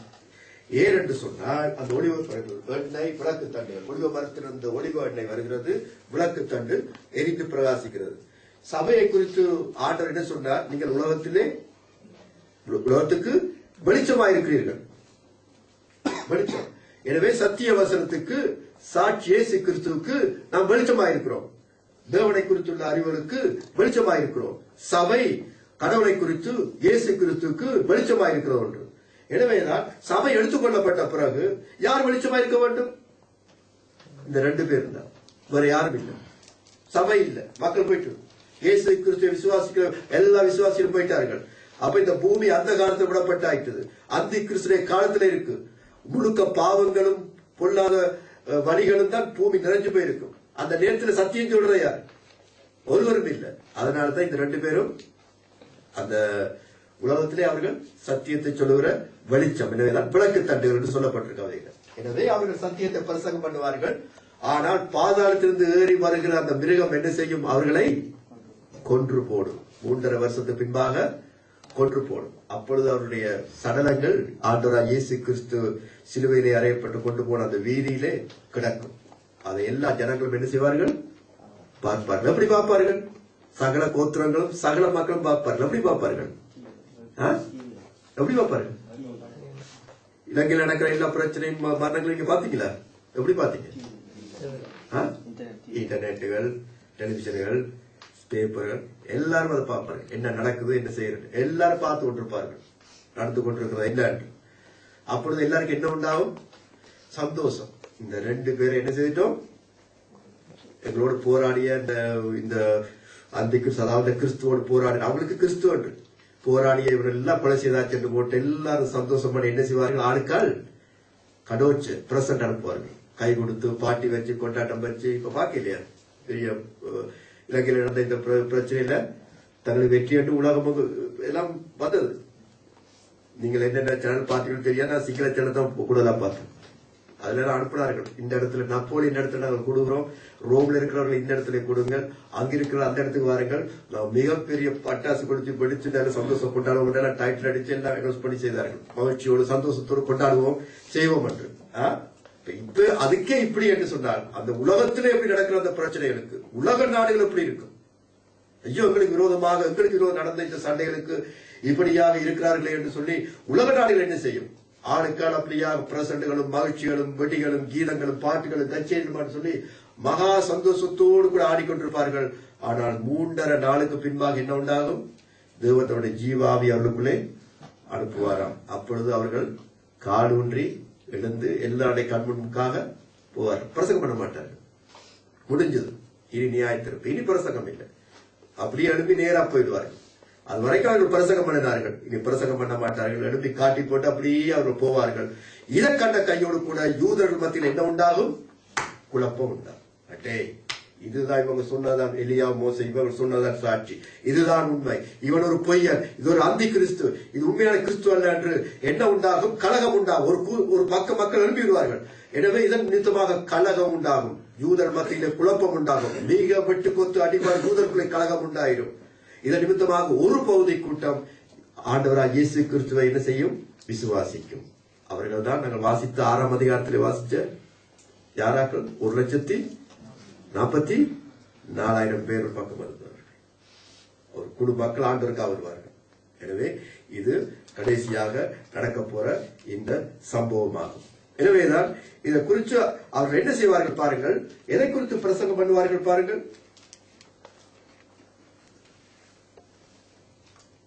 அவர்கள் 3வது வசனம் என்னுடைய 2 சாட்சிகளும் 2 வஸ்திரம் உடுத்திக் கொண்டிருக்கிறவர்களாய் 1260 நாளளவும் தீர்க்க தரிசனம் சொல்லும்படி அவர்களுக்கு அதிகாரம் கொடுப்பேன். அப்ப இவர்கள் சொல்ல போகின்ற இந்த தீர்க்க தரிசனம் என்ன பிரசங்கம் பண்ண போகிறார்கள் என்பதை குறித்து நாங்கள் பார்க்க வேண்டும். என்னவென்றால் அவர்கள் என்னத்தை குறித்து பேச போகிறார்கள், அதாவது பரலோக ராஜ்யத்தினுடைய சுவிசேஷம், பரலோக ராஜ்யத்தின் சுவிசேஷம். உதாரணமாக ஆண்டவர் இயேசு கிறிஸ்து சொன்னார், நல்லா கேட்டுக்கொண்டு முக்கியமான சப்ஜெக்ட். ராஜ்யத்தின் சுவிசேஷம் பூமி எங்கும் பிரசங்கிக்கப்படும். எடுத்து வாசிக்க மத்தேயு ஆண்டு மத்தேயு 23ஆம் அதிகாரம் பாருங்க. மத்தேயு 23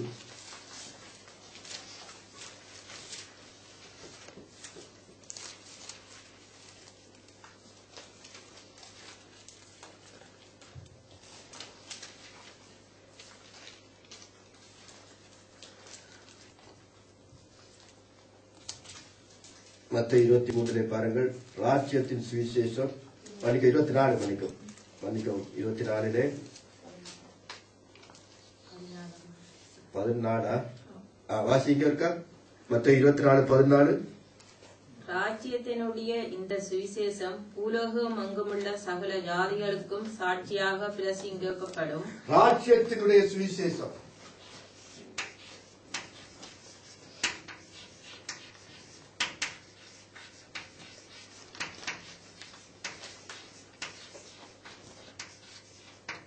இன்னும் அநேகருக்கு காம்ப்ளெக்ஸ் இருக்குது. அநேக பிள்ளையான மக்கள் இதை குறித்து செய்கிறார். ராஜ்யத்தின் சுவிசேஷம் உங்களுக்கு அறிவிக்கப்பட்ட சுவிசேஷம் என்ன? யாரும் அவங்களுக்கு சுவிசேஷம் சொன்னாங்களா? பிள்ளைகளா சுவிசேஷம் சொல்லப்பட்டதா? அவங்களுக்கு சொல்ல இல்லையா? என்ன சொன்னாங்க சுவிசேஷம்? என்ன சுவிசேஷம்? ராஜ்யத்தின் சுவிசேஷம் சகல ஜாதிகளுக்கும் பிரசங்கிக்கப்படும் இயேசு சொன்னாரே. அப்ப உங்களுக்கு ராஜ்யத்தின் சுவிசேஷம் எல்லாம் பிரசங்கம் பண்ணணும். ராஜ்யத்தின் சுவிசேஷம் பல மக்கள் பெரிய குழப்பத்தை உண்டு பண்றாரு. இது குறித்து பாடல்களை எடுத்து எல்லாம் போட்டு சத்தியத்துக்கு விரோதமான பாடல்கள், அந்த பாட்டு இந்த பாட்டோட குழப்பி சொல்லப்படுகிறது. இயேசு கிறிஸ்து முதலாவது இந்த ராஜ்யத்தின் சுவிசேஷத்தை பிரசங்கம் பண்ணுறது யாரு? யோவான் ஸ்நானன். என்ன சொன்னார்? மனம் திரும்புங்கள் பிரியம்பாம்பு குட்டிகளே, பரலோராஜ்யம் சமீபமாக இருக்கிறது. யோவான் ஸ்நானனுக்கு பிறகு இயேசு கிறிஸ்து பிரசங்கம் பண்ணார். என்ன சொன்னார்? மனம் திரும்புங்கள் பரலோராஜ்யம் சமீபமா இருக்கிறது. ஏன் பயப்படுறீங்க? பரலோராஜ்யம் சமீபமா இருக்கிறது. இல்ல வாசிக்க மத்தேயு சுவிசேஷம் லூக்கா எல்லாம் வாசிக்கணும் பிள்ளைங்களா. வாசிச்சா கூட பைபிள் ஸ்டடி அப்படி நைட்ல கொண்டு போகலாம். கஷ்டப்படுவீங்க. இயேசு பிரசங்கம் பண்ணார். மனம் திரும்புங்கள் பரலோராஜ்யம் சமீபமா இருக்கிறது. இயேசுடைய பிரசங்கம், ஆண்டவருடைய இயேசு கிறிஸ்துடைய பிரசங்கம். 3வது பிரசங்கம் பண்ணார்கள் யார்? இயேசு கிறிஸ்துவுக்கு பின்பாக அப்போஸ்தலர்கள். என்ன பிரசங்கம் பண்ணார்கள்? மனம் திரும்புங்கள் பரலோராஜ்யம் சமீபமா இருக்கிறது, தேவனுடைய ராஜ்யத்தை கொண்டு வர போகிறார், மனம் திரும்புங்கள். அதான் பேதுருடைய பிரசங்கம், வெளிநாட்டு பிரசங்கம், பவுலை தவிர. எல்லா ராஜ்யத்தின் சுவிசேஷம் என்று சொன்னால் யூதர்களுக்கு பரலோகம் போற கதை அல்ல. யூதர்கள் பரலோகத்தை பற்றி அவர்களுக்கு எழுதவில்லை. இங்க பரலோகம் போவீங்க, அது கிடைக்கும் இது கிடைக்கும், ஒன்றுமே இல்லை. பழைய ஏற்பாட்டுல பரலோகத்தை குறித்து கதை இல்லை, பரலோகத்துக்கு போற குறிச்சே இல்லை. அவருக்கு எல்லாம் ஒரே ஒரு நம்பிக்கை. என்ன நம்பிக்கை தெரியுமா? ஆபிரகாமுடைய சந்ததியில பிறந்த தாவீதுடைய வம்சத்துல வந்த மேசியாவாகிய கிறிஸ்து கடவுளுடைய ராஜ்யத்தை பூமிக்கு கொண்டு வருவார். அங்கிருந்தா மறுமொழிய நாங்க அங்க போறது இல்லை, அவர் அங்க கொண்டு வர. நாம் என்ன சொல்லுகிறோம்? நாங்க இது இல்ல அங்க. அப்படித்தான் நிறுவனம் எழுதப்பட்டிருக்கு. பரதேசியனுக்கு எழுதுனதாவது யாருக்கு அவர் எழுதுறார். அதாவது இந்த சிதறி போன அந்த கப்ப தூக்கிய அந்த பதில சிதறி போன அருமையான விசுவாசிகளுக்கு எழுதுறார் சொன்னார். சிதறி போன கிறிஸ்துவுக்குள்ள அன்புள்ள சகோதரங்களுக்கு எழுதினார். சிதறி போன பரதேசிகளுக்கு. உங்களை பார்த்து பரதேசியா கோபுரமா வரும் நம்மளுக்கு. ஆனா வசனம் சொல்ல பார்த்ததான் சொல்லுவா, ஒவ்வொரு நாளும் பரதேசி தான், எல்லாரும் பரதேசி தான். அப்ப இந்த பூமி நமக்கு சொந்தம் அல்ல, நம்முடைய குடியிருப்போ பரலோகத்தில் இருக்கட்டும் வேறு சொல்லுகிறது. பரலோகத்தை குறிச்சு எங்களுக்கு பேச்சு, பரலோகத்துக்கு போறதான் கதை. ஆனால் பரலோகத்துக்கு கொண்டு போய் நிற்பாரு. யூதர்களுக்கு இந்த பேச்சே இல்லை. அவர்களுக்கு எல்லாம் அந்த பரலோராஜ்யம் இந்த பூமிக்கு வரட்டும். அதுதான் ஆண்டருடைய பிரசங்கம், அதுதான் யோவான் ஸ்நானுடைய பிரசங்கம், அதுதான் பழைய ஏற்பாட்டினுடைய விசுவாசம், யூத மக்களுடைய விசுவாசம். அவர்களுக்கு பரலோக கதை அல்ல. சொல்லி பாருங்க அப்போ, அங்க அது இருக்குது இது இருக்குது, எங்களுக்கு உடனே இது இங்க வரணும், அதுதான் சொல்லப்பட்டிருக்கிறது. இங்க மேசியா வர வேண்டும், தேவனால் அனுப்பப்பட்டவர் வர வேண்டும் என்று ஆட்சி செய்ய வேண்டும். அதுதான் அவருடைய நம்பிக்கை. எனவேதான் இயேசு அந்த ராஜ்யத்தை பிரசங்கம் பண்ணினார். பரலோகத்தை குறிச்சு பேசல. பரலோகத்தை குறிச்சு பேசுறது சபை. அது நாங்கள் புதிய ஏற்பாட்டு விசுவாசிகள் தான் பரலோகத்தை குறிச்சு பேசுகிறோம். ஆனால் இந்த ராஜ்யத்தை குறித்து சுவிசேஷத்தை பேசவே இல்லை. நியாயப்பிரமாணத்தை நீங்க நல்லா கேட்டுக்கொள்ளுங்க. நியாயப்பிரமாணத்தை வாசிக்கும் பொழுது நியாயப்பிரமாணத்தை சரியாக கை கொண்டால் ஆண்டவர் என்ன வாக்கு கொடுத்தார்? மோசேயுள்ள நியாயப்பிரமாணத்தை கரெக்டாக ஒருவன் கடைப்பிடித்தால் என்ன கிடைக்கும்? பிரசங்கிமார்கள் இருக்கிறவர்கள் பிரசங்கம் பண்ற யாராவது சொல்லுங்க பார்க்கும். நியாயப்பிரமாணத்தை ஒழுங்காக கடைப்பிடித்தால் வாக்கு பண்ணினார், என்ன கிடைக்கும்? நித்திய ஜீவன் கொடுப்பேன் என்றார். நித்திய ஜீவன் கிடைக்கும் என்றார். இல்ல, இந்த பூமியில நான் என்ன செய்ய என்ன வச்சிருப்பேன்? உன்னை வாழாக்காம தலையா வச்சிருப்பேன். நீ போக்குல மரத்தில் ஆசிரியப்பட்டிருப்பாய். நீ கையிட்டு செய்கின்ற இந்த வேலையை ஆசீர்வதிப்ப. இந்த வெட்டுக்கிளி வந்து உன்னை அடிக்காதபடிக்கு நான் பாதுகாப்பேன். சத்துருக்கள் உன்னை வந்து மிதிக்காதபடிக்கு நான் உன்னை பாதுகாப்பேன். இந்த பூமியில வைத்து உன்னை நான் பாதுகாப்பேன். ஆனா நமக்கு என்ன சொன்னார்? இந்த உடன்படிக்கை நீங்கள் காத்துக்கொண்டால் உங்களுக்கு நித்திய ஜீவனை தருவேன், இட்டர்னல் லைஃப். அவங்களுக்கு இந்த பூமிக்குரிய வார்த்தை. இந்த ரெண்டுக்கும் வித்தியாசமா இன்றைக்கு அதை எடுத்து இதுல போட்டு இதை எடுத்து அதுல போட்டு எல்லாம் குழப்பி சாம்பார் மிக்சி. அதனால இது என்ன பரலோராஜ்யம் வேண்டா என்ன, நித்திய ஜீவன்டா என்ன, பரலோகம் வேண்டா என்ன, ஒன்றுமே கிளியர் இல்லை ஜனங்களுக்கு. ஏன்னா பாட்டுல அப்படி வந்துட்டு ஜனங்களும் அப்படிதான் பிரசங்கம் பண்ணுகிறார்கள். மனம் திரும்புங்கள், பரலோராஜ்யம் சமீபத்திருக்கிற என்ற பிரசங்கம் நமக்கு அல்ல. நம்முடைய பிரசங்கம் என்னவென்று சொன்னால் மனம் திரும்புங்கள். அதாவது ஆண்டவராகிய இயேசு கிறிஸ்து மூலமாய் நமக்கு என்ன உண்டாயிருக்கிறது? பாவ மன்னிப்பு. பாவங்கள் மன்னிக்கப்படுகிறது. தேவனோடு என்ன செய்யலாம்? ஒப்புரவாகலாம். இயேசு கிறிஸ்து மூலமாய் கடவுளோடு ஒப்புரவாகலாம். எனவே இயேசு கிறிஸ்து மூலமாய் அவருடைய இரத்தத்தினால் நமக்கு பாவ மன்னிப்பு உண்டாயிருக்கும் சொன்னால் எங்களுக்கு என்ன கிடைக்கிறது? நித்திய ஜீவன் கிடைக்கிறது. பாவங்கள் மன்னிக்கப்படுகிறது. பரிசுத்த ஆவியானவர் நமக்குள்ளே வருகிறார். எனவே நாங்கள் தேவனுடைய பிள்ளைகளாய் மாறுகிறோம். எனவே நம்முடைய சரீரம் தேவனுடைய ஆலயமாய் மாறுகிறது. எனவே இதுதான் நமக்கு கொடுக்கப்பட்ட சுவிசேஷம், இதுதான் நம்முடைய சுவிசேஷம். இதைத்தான் நீங்க விசுவாசிக்க வேண்டும். பரலோராஜ்யம் சுவிசேஷம் யூதர்களுக்கு. எனவேதான் இந்த ரெண்டு சாட்சிகளாகிய இந்த மோசேயும் எலியாவும் வந்து என்ன செய்வார்கள்? பரலோராஜ்யத்தை குறித்து பிரசங்கம் பண்ணுவார்கள். இயேசு கிறிஸ்துவின் வருகையை குறித்து பிரசங்கம் பண்ணுவார்கள். இவன் அல்ல மேசியா, இவன் அல்ல கிறிஸ்து, இவன் அந்தி கிறிஸ்து, அவர் வருவார், மனம் திரும்புங்கள், ஏற்றுக்கொள்ளுங்கள் என்று அவர்கள் பிரசங்கம் பண்ணுவார்கள். பாவ மன்னிப்பை குறித்து பேச மாட்டார்கள். இதுதான் ராஜ்யத்துடைய சுவிசேஷம். இதை நீங்க மனதிலே வைத்துக் கொண்டு அப்படித்தான் வேதத்தை வாசிக்க வேண்டும். இல்லாவிட்டால் அதை இதை போட்டு குழப்பி விடுவீர்கள். எனவேதான் ஒரு கூட்டம் 1,40,000 ஒரு கூட்டம் என்ன செய்யும்? அப்படியா ஆண்டவரை ஏற்றுக்கொள்ளும். அந்த கூட்டம் அதாவது சரியா 1,40,000 மட்டும் அல்ல, ஒரு கூட்ட மக்கள் அப்படியே ஏற்றுக்கொள்வார்கள் எல்லா கோத்திரத்திலிருந்தும். எனவே அவர்கள் மூலமாக மிகுதி தேவனுடைய மகிமையை நாங்கள் பார்ப்போமாக. ஜெபம் பண்ணிக் கொள்வோம்.